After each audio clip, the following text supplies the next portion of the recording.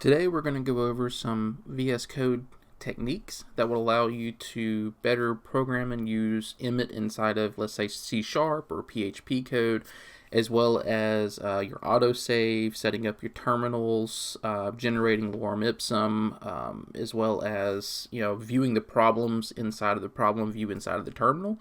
So let's get started.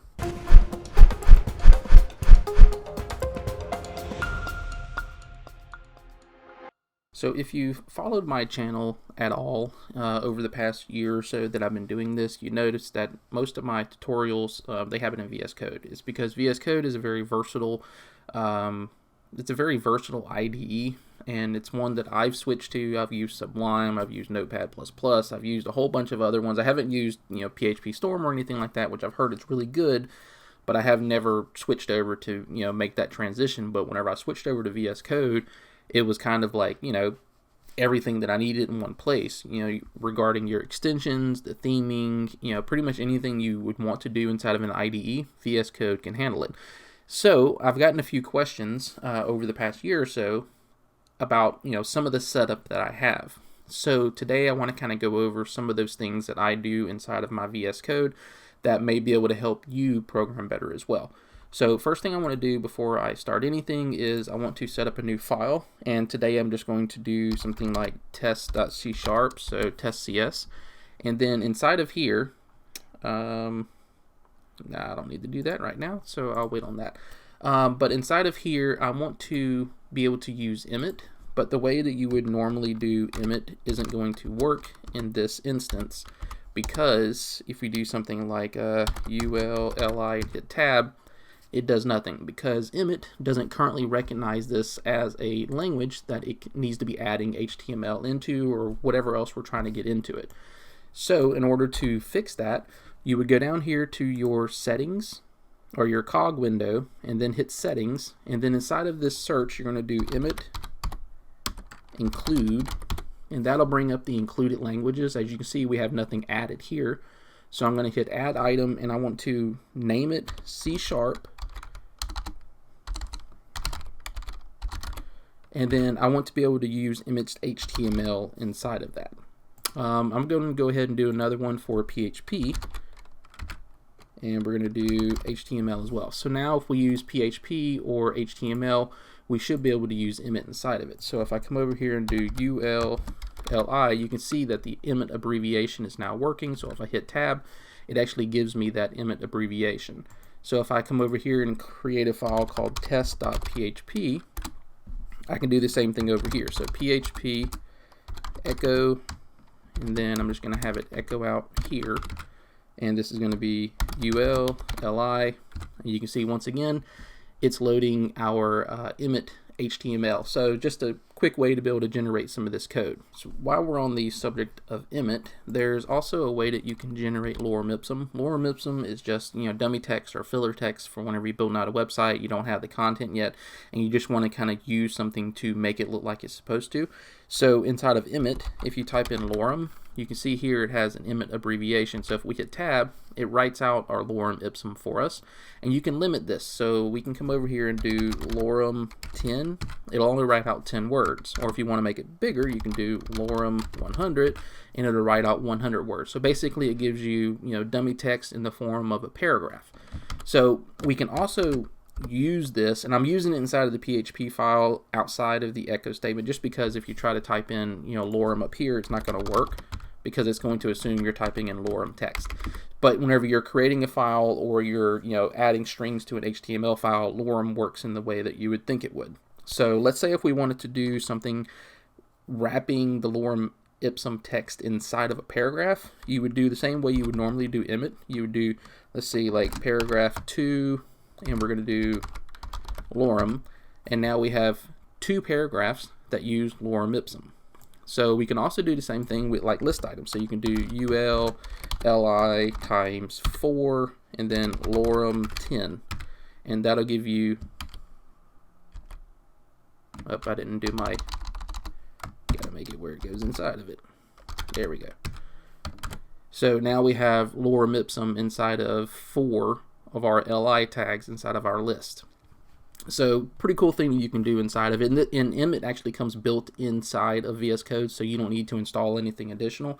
You just start typing any kind of Emmet command and it automatically just works.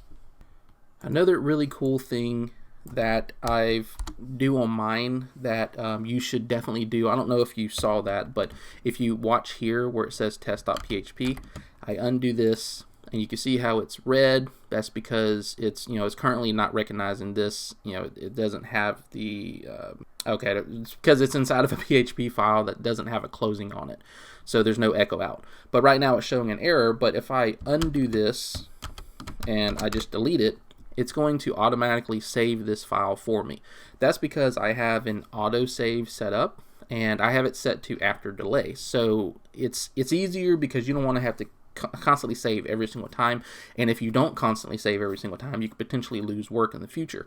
So the autosave is like a lifesaver because it removes it from you having to do it, and it also makes sure that it gets done. So the way that you set that up is you go once again to your settings, and then let's type in autosave, and you can see I have mine set up as after delay with 1000 milliseconds, which is a second. So every single time I get done typing, if I stop typing for 1 second, it automatically saves that file. If you don't want to have that and you want to have a little bit of control over it, you can do on focus change, on window change, or you can just turn it off. It's defaulted off. So if you put it on focus change, basically whenever you're in this file, you get done typing whenever you want to, you switch over to this file, it saves it. So, and then the same thing with the window change is if you're inside of VS Code, switch over to another window, it saves what you're working on. So the most common one is after delay. That's the one that I use as well. So if you want to kind of recreate the way that I do my stuff, then after delay with 1000 milliseconds is how I do it. And I've been doing it this way for, I don't know, since VS Code came out. And it's always worked out for me. I don't lose any information, and it's kind of gotten to the point now where I don't even think about having to save. So it's just, I know it's going to happen all on its own. Well, I also use my terminal often whenever I'm doing Git especially, or whenever I'm wanting to run a live server or anything like that. And you can see some of my previous videos where I taught you how to use terminal and task and stuff like that to build your live servers, or you can use something down here. But the terminal itself, you open it up by hitting Control and then the tilde key, I guess it's what it's called.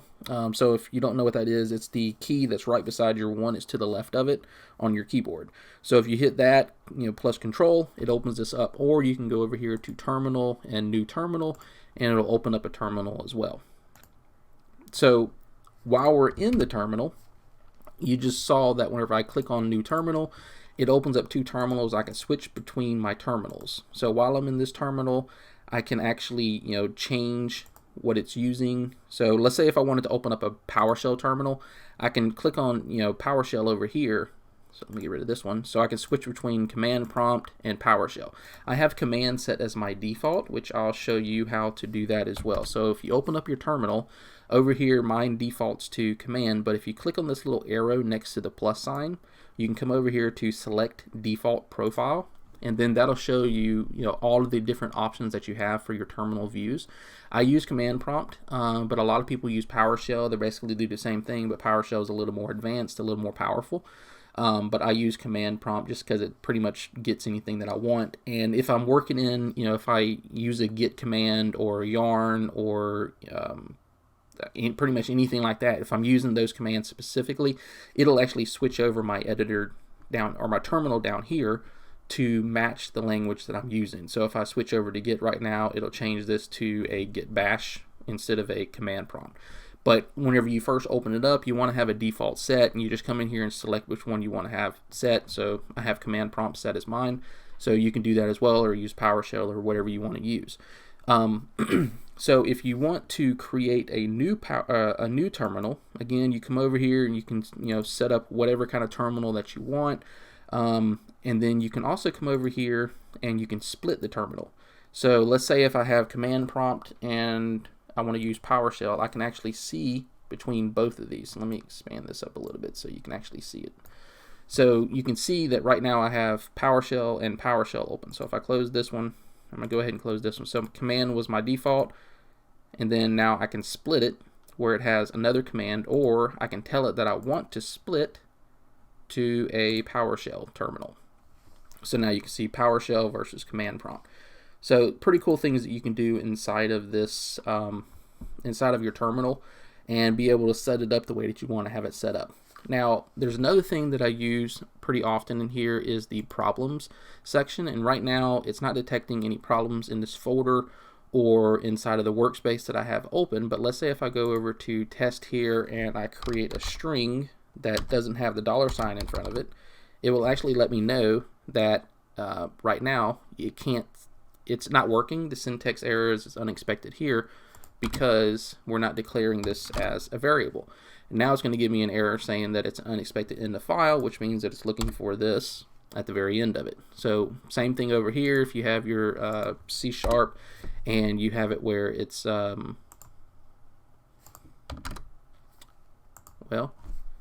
here.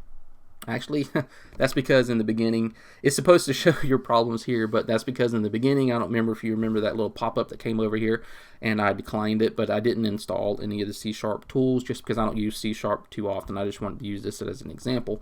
But if I had the C# tools installed here, it would show me that there was an error by removing this semicolon here. I have those installed for PHP since I use that a lot more often. And then I also use IntelliFence to be able to find problems that are wrong with the file. I don't think I have it installed as an extension over here, so I don't have IntelliFence. But if you want to have PHP IntelliSense working correctly, there's a what is this? A extension. Sorry, it's an extension. You can do IntelliSense, or I use IntelliFence. I think it's IntelliFence. So let's see. There's IntelliFence. This is the one that I use on my normal installation, and basically it says the same thing here. It just says, you know, it's reported by IntelliFence, and then whenever you're creating something over here, IntelliFence allows you to do IntelliSense. So whenever you're typing out something, it kind of realizes what you're wanting to do. So if you're calling a class or a function or something like that, it can auto-complete some of that stuff for you. So just a bonus tip here, PHP IntelliFence. Not associated with these people or been at all. But I have used it for a while, and it's very good at picking up on errors that even like the PHP IntelliSense doesn't pick up on. So your problems here, it basically looks through any files that you have that are open that have errors with them if you have the correct functionality. Like right now, if I had the correct functionality for C# inside of VSCode, it would be showing me two errors here, one for test.php and one for test.cs. So this is a way, if you are, you see this little red highlight, that means that there's an error in it. And if you click on your problems, it'll give you a list of everything that it's finding as an error. So if I add this back, it's going to remove that, and it's going to turn this white so that I know that there's no longer an error with this file. So I think that is all I wanted to go over today. It's just some quick things that I do inside of my VS Code that you can replicate. It'll make your programming life a lot easier. So if you like these kind of tips, I can get into more of my VS Code setup and some of the extensions that I use. I think I've done one video in the past about the extensions that I use and the theme that I use maybe. But if you like these, give me a thumbs up on it. Leave me a comment if you have any other questions about VS Code. So I've been using it for a while, so I can maybe be able to answer them. But I think for now that's going to do it. So I will talk to you later.